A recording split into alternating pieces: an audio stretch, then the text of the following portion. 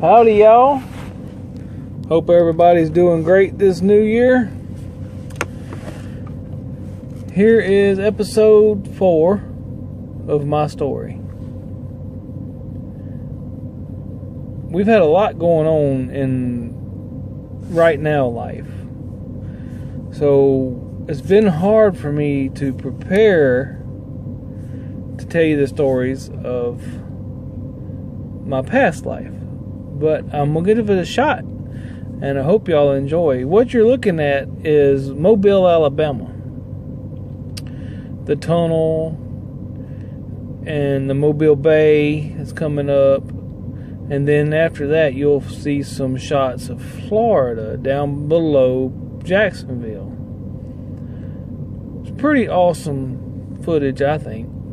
So sit back and enjoy the show and the story. I think I left y'all off with some elementary stuff. I'm trying to build y'all up into some better stories, and this is one of the classic stories. So I digress. Here we go. All right, my mom had got into craft work. She made things that were cute, little pencil holders for teachers and little yard art and that kind of neat stuff. She was really crafty. She could paint really well. She did most of it while she was drinking cold beer, but that was Mom. And my dad had started running my granddad's lumberyard. Well, they decided, they bought a little piece of property that was close to the lumberyard, and they built this craft shop. And this craft shop it's a pretty good sized building. It looked like a big old barn. It had a 10-foot ceiling in the bottom, and then on the top floor, which was the attic, it was still 6 feet high in the middle. And as you can imagine, I spent a lot of time up in the attic because it was just more fun. It was different. It was out of the way, and I could go up there with all my toys and stuff, and we just had a good time, me and my brother and them up there. But it was kind of like, I guess, a Hobby Lobby or something. Plus, they would sell their original works, and we would go to craft shows all over the South. Some pretty good times at some of those craft shows. But this big old red barn building had a deck on the end of it. On really the backside, the very back end of the building, that would lead you up and take you into the attic. Well, we liked to play on it. It had a decent handrail. We wasn't really old at this time. We was actually just getting into junior high age, I think. My cousin will probably correct me on this. He loves to correct me. God bless him. But we were out there playing one day. He had come over to visit. I think his mom was actually working with my mom doing some painting, because his mom was pretty crafty too. She painted a lot, and she taught me how to paint some. And he had just got some Voltron toys. Voltron was real big back then. Like it is starting again now, but he had just got a new set of toys, and he was happy and proud, man. He was grinning ear to ear, and I had a big old box of fireworks that we had left. Like I said, that was starting to be kind of our tradition to go blow up a lot of fireworks.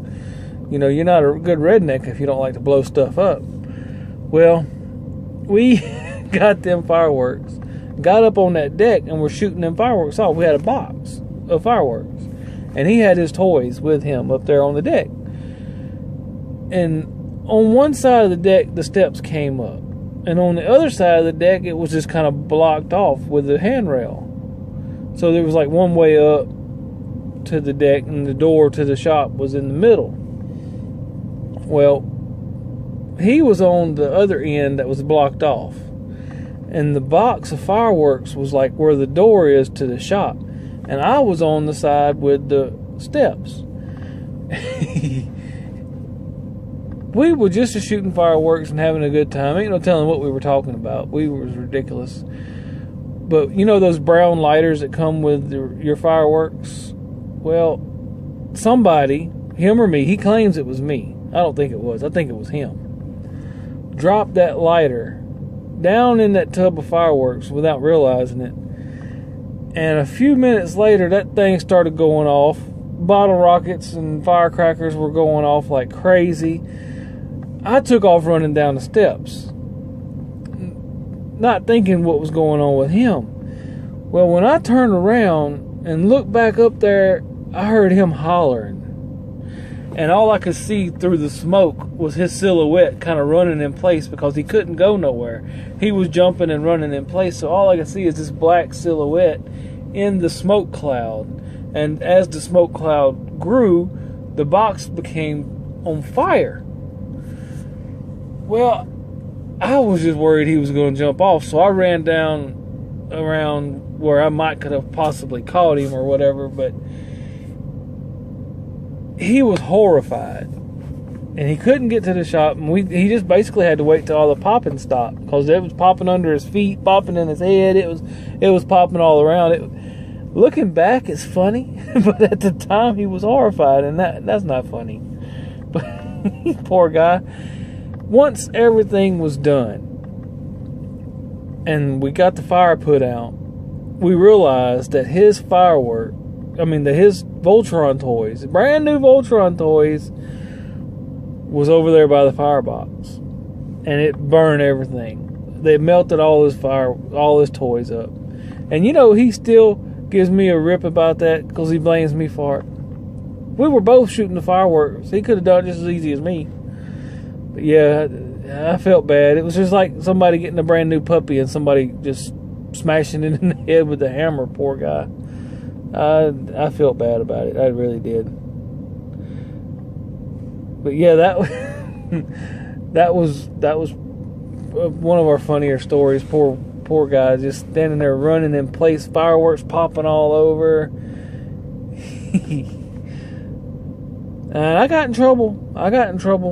My folks got on to me pretty good about that one. I don't know if his mama let him come back for a little while after that one. I don't know. But yeah, I owe him a set of Voltron toys. If I ever make it big, I'm going to buy him a gold-plated set, which would probably defeat the purpose because I think each one has a certain color, and that's part of who they are. So if you gold-plated them, that would kind of be wrong. I don't know. He's more into the comic books and superhero stuff than I was. I was always into Hot Wheels and hot rods, and trucks, and tractors, and machines. I've always loved machines. And we're going to jump out of that story as we're fixing to jump from this Mobile Bay over into Florida in our scenery. And I'm going to tell y'all a story about my first playground fight in junior high. In junior high, I got into a lot of trouble. This was one of the first ones that I do not regret in the least. See, there was this guy named Melvin. And old Melvin had been pushing my buttons all year. Well, finally, towards the end of the year, I got tired of it. And he pushed me one too many times. So that night, I thought about it all night. What I was going to do the next day when I got to school. Now, keep in mind, Melvin was a year older than me. He was a little stronger than me. And he was already practiced in all of the intimidation arts, I guess you could say. A lot of folks like to intimidate, but they can't back it up. And I learned that early in life. Starting with this fella right here. He tried to intimidate everybody he came across. Well, I had enough of it. And I was always told if I started a fight, I better finish it, or I was going to get double the beating when I got home. So I thought about it all night long. And that next morning, we get to school, and we went to the playground pretty early in the day. Old Melvin come running. He was running to get on a swing set or something or other. And I saw him coming. So I stepped to the left and I threw my right arm up just as hard as I could and clotheslined him and just about cut him a flip. It was premeditated. It was a premeditated whooping. But I cut him a flip and he hit the ground, and I stood over him and I said, "You got anything else to say?" And he didn't. But you know what? His friends did. I think his friends and his cousins and his uncles and everybody else did. Because it wasn't long after that I found myself under a whole herd of people trying to get after me because I had jumped on old Melvin. But see, old Melvin had asked for it, and I don't regret it. That's one butt whooping I tote proudly. Because all his family decided they was going to jump on me, and it was just me, myself, and me right then. But I thoroughly do not regret that one. Because once somebody pushes you and pushes you and pushes you, and when you finally explode, all of a sudden you're the bad guy, that's kind of the way life is. So through life I have learned to not let it build up. When somebody pushes and pushes and pushes, you got to tell them, and you got to push back at that moment, because if you don't, things are going to build up into a big catastrophe. And none of us needs a catastrophe on our hands. None at all. But that kind of introduces you a little bit into the junior high life. We're going to get into some girlfriends and some dating and stuff pretty quickly. But there's a lot more to the story that deals with mentality and the philosophy, I guess you could say, of what all was going on, because I learned a lot of valuable, deep lessons through junior high and into high school that really don't have anything to do with books and learning. It just has a lot to do with the way people act when they're under pressure, the things people do.